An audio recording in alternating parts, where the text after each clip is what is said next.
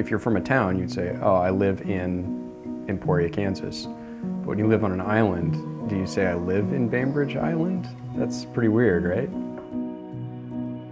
I grew up about a quarter of a mile that way. Still on Eagle Harbor, but a little bit further towards the head of the bay.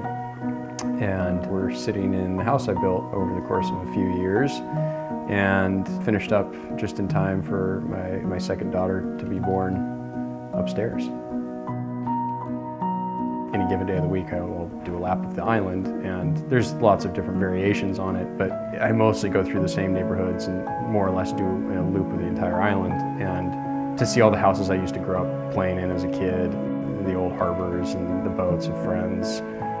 Every day, something small will change, but for the most part, a lot of it remains the same. And if I do the same route or similar route every time, you see those seasonal changes too. One day, all of a sudden, the Himalayan blackberries are ripe, and then maybe another week it's the thimbleberries.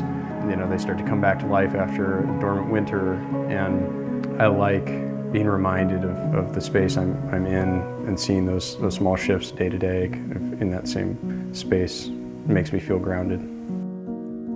It's super awesome having that kind of connection to the place you live, but having those memories in that place that you call home, it's beautiful because it attaches you to that place, but it also makes it really hard to leave that place. So I'm pretty attached to the island.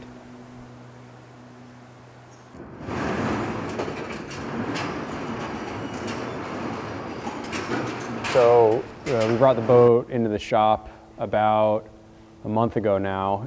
There's a never-ending stream of projects, of course, that you discover. Like any good remodel, there's a new project found for every one finished. Every time I come down to the boat, it definitely feels like a daunting project, but it just opens this door to an adventure that we couldn't otherwise have. So when it's all said and done, we'll have more than just a boat to use. We're going to have a story to tell. You get marker all over your nose. Were you smelling the markers? Yes. Oh my God, Lucy.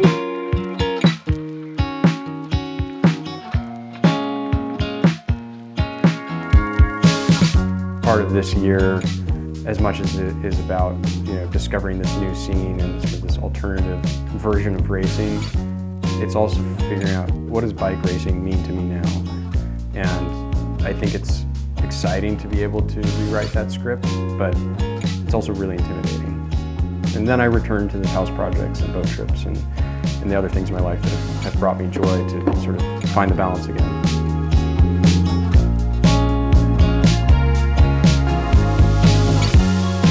It's really easy to get kind of sucked into the vortex that is the cycling bubble, and can also feel oversaturating. And so for me, having these sort of other things going on in my life was a way to detach from the bubble for chunks of time. And when I come back to the island, I'm not anonymous, but everyone knows me because I grew up here, because I'm Kiel, not because I'm a bike racer, and that's really refreshing.